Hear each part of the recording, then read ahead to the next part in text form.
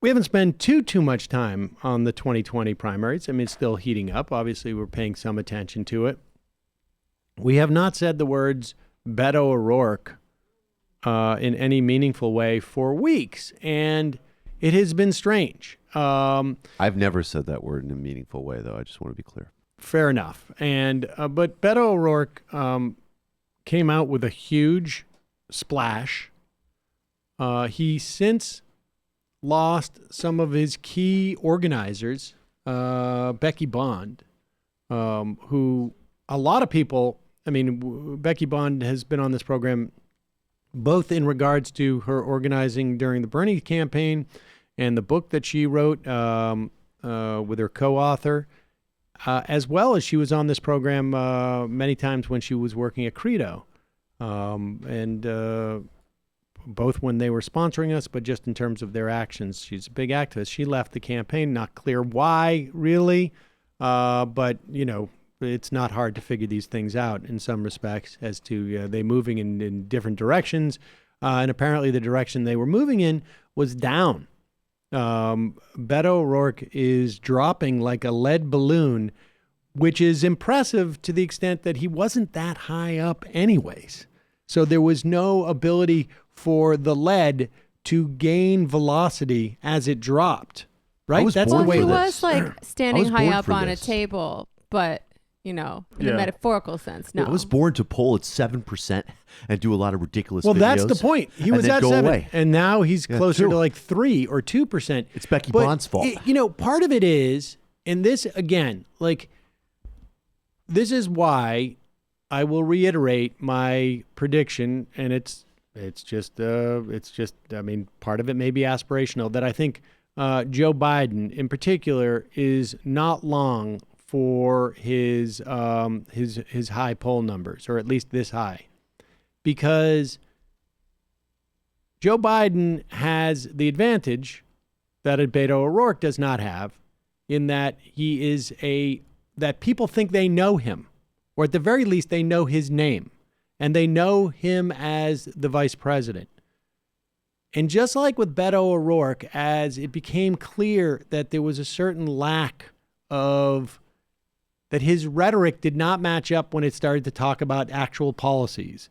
And it's much more difficult in this round, it seems to me, in this primary, than in past primaries, to get by without having fully developed and concrete and frankly, appealing policies than it has been in the past, largely because Elizabeth Warren has been coming out with so many proposals, largely because Bernie Sanders is so specific with his proposals.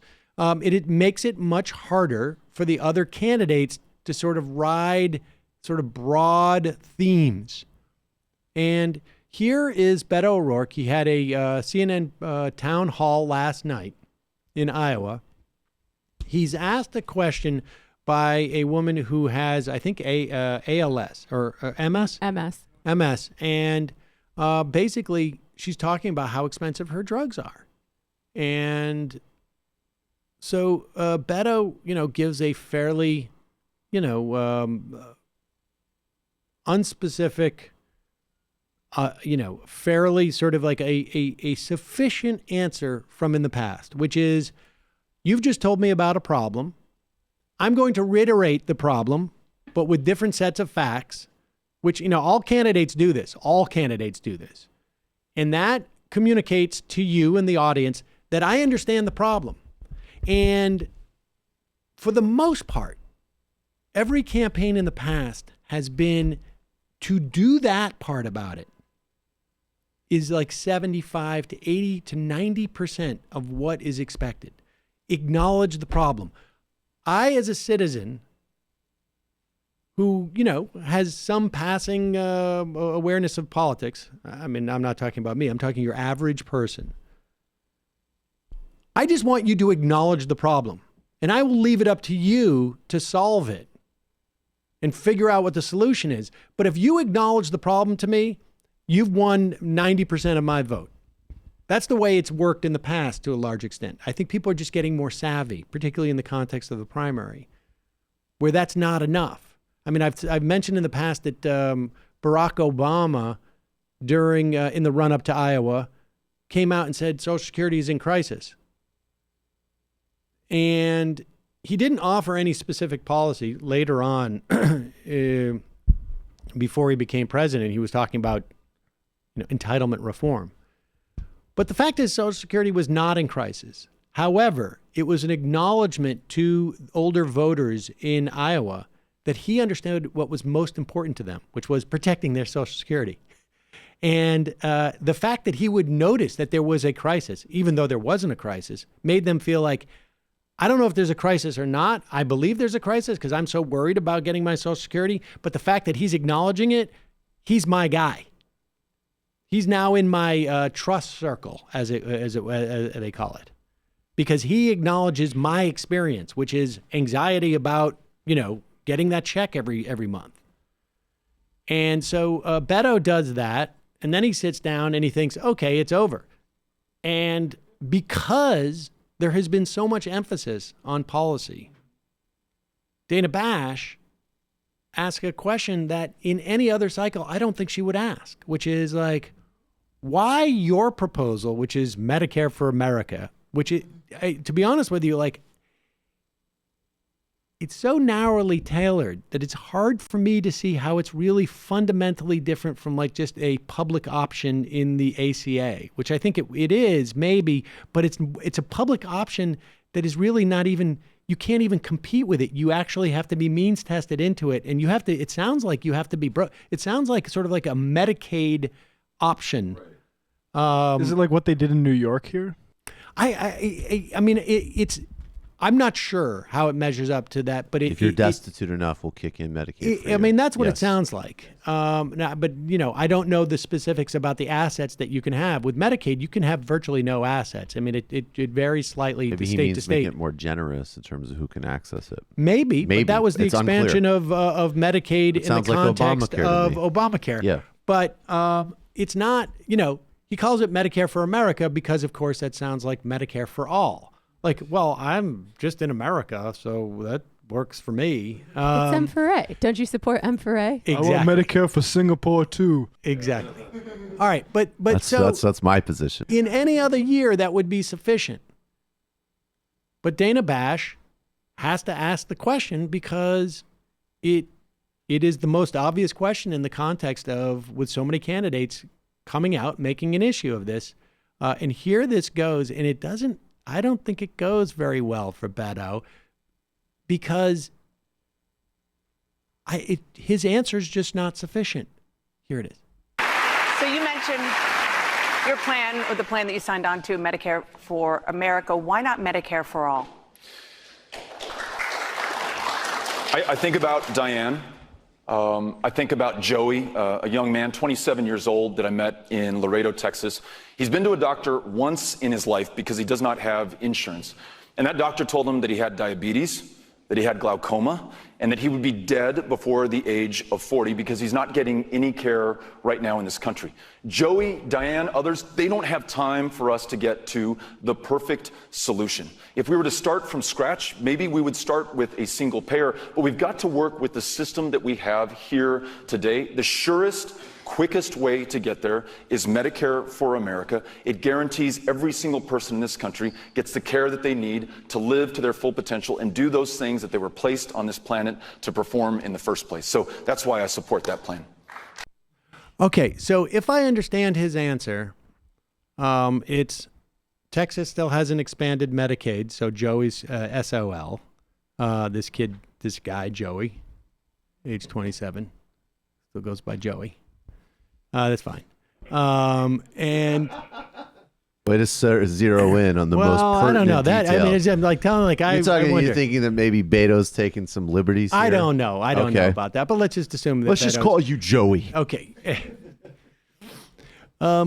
Edwin, let's. Right. Jose, maybe it's better if we just call you Joey. Okay. But anyways. Miguelito, you're Joey. His answer is. If we attempt to get Medicare for all, I guess it's either it will take too long, which presumably only could mean like we won't get it, We won't get it at all.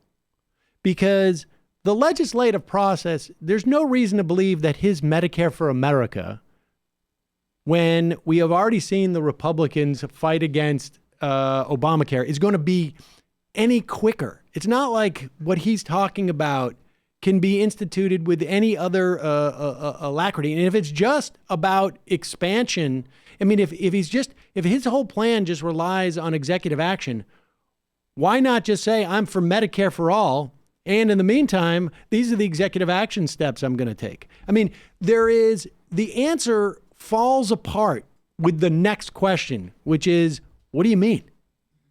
What do you mean? I don't get it. Are you saying that Medicare for all can't pass and yours can with a Republican Congress? Like, what is it that you're arguing?